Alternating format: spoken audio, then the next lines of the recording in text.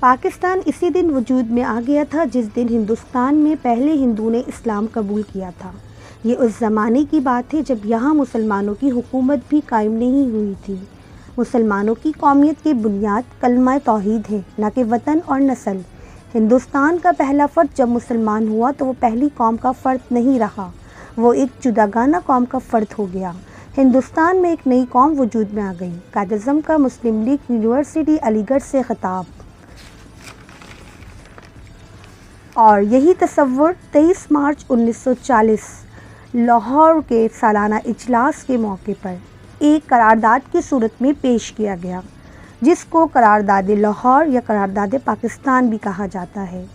23 مارچ 1940 عیسوی وہ عظیم الشان دن ہے جب قرارداد پاکستان پیش کی گئی۔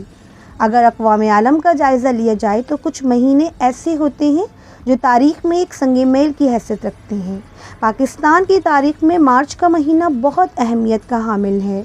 اسی مہینے میں 23 مارچ کا وہ عظیم الشان دن ہے جب انگریز کی غلامی سے نجات کے لیے قرارداد پاکستان منظور کی تھی۔ 23 مارچ کا دن پاکستان اور اس کے باسیوں کے لیے باعث فخر کا دن ہے، کیونکہ اسی دن 1940 عیسوی میں قائد اعظم محمد علی جناح نے اپنی غیر معمولی قابلیت، محنت اور سیاسی فہم و فراست، عزم و جرأت اور انتہا کوششوں سے دنیا کے نقشے پر ایک نئی مملکت کا اضافہ کیا، جو برصغیر کے مسلمانوں کی ایک اہم اور اشد ضرورت تھی۔ قومی زندگی کے بعض لمحات بڑے فیصلہ کن ہوتے ہیں، اور ایسے ہی ایک لمحہ مسلمانان برصغیر کی زندگی میں 23 مارچ 1940 عیسوی کو آیا، جب لاہور میں بادشاہی مسجد کے قریب ایک وسیع و عریض میدان میں لاکھوں مسلمان اکٹھے ہوئے۔ بنگال کے وزیر اعلیٰ مولوی فضل الحق نے ایک قرارداد پیش کی جس کی تائید مسلمانوں نے دل و جان سے کی۔ اس قرارداد سے مسلمانوں کی زندگی کا پانسہ ہی پلٹ گیا۔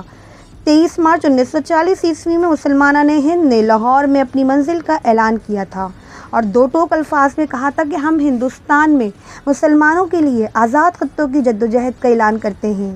اس تاریخی قرارداد کی روح سے آل انڈیا مسلم لیگ کا اجلاس پورے غور و خوض سے اس نتیجے پر پہنچا کہ ہندوستان کے آئینی مستقبل سے متعلق صرف وہی تجویز قابل قبول اور قابل عمل ہوگی جو مندرجہ ذیل اصولوں پر مبنی ہوگی، یعنی موجودہ صوبائی سرحدوں میں رد و بدل کر کے ملک کی تقسیم اس طرح کی جائے کہ ان علاقوں میں آزاد ریاستیں ہو سکیں جہاں مسلمانوں کی اکثریت ہے، یعنی ہندوستان کے شمال مغربی اور شمال مشرقی خطے میں جو علاقے شامل ہوں گے ان کو مکمل خود مختاری اور اقتدار اعلیٰ حاصل ہوگا۔ 23 مارچ کو قرارداد کی منظوری کے بعد قائم پاکستان کی جدوجہد فیصلہ کن مرحلے میں داخل ہو چکی تھی۔ قوم کو ایک واضح نصب العین مل چکا تھا۔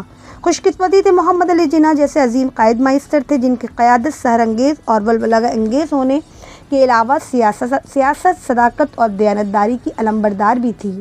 دوسری جنگ عظیم کے خاتمے تک مسلمانان ہند مسلم لیگ کے پرچم تلے متحد ہو چکے تھے۔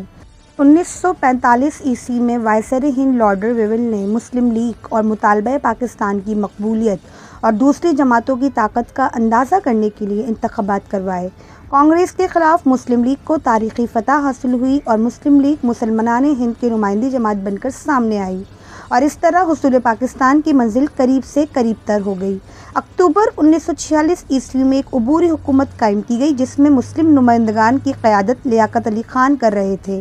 ادھر ایک طرف جہاں قائد اعظم مسلمانوں کی حقوق کی جنگ لڑ رہے تھے تو دوسری طرف انتہا پسند ہندوؤں نے فساد برپا کیا ہوا تھا اور مسلمانوں کا قتل عام کر رہے تھے۔ 3 جون کو تقسیم ہند کے منصوبے کا اعلان کیا گیا۔ اس طرح 14 اگست 1947 کو وہ مملکت دنیا کے نقشے پر نمودار ہوئی جو مسلمانوں کے دلوں کی آواز تھی۔ 23 مارچ کا دن ہر سال اہل پاکستان کو اس جذبے کی یاد دلاتا ہے جو قیام پاکستان کا باعث بنا۔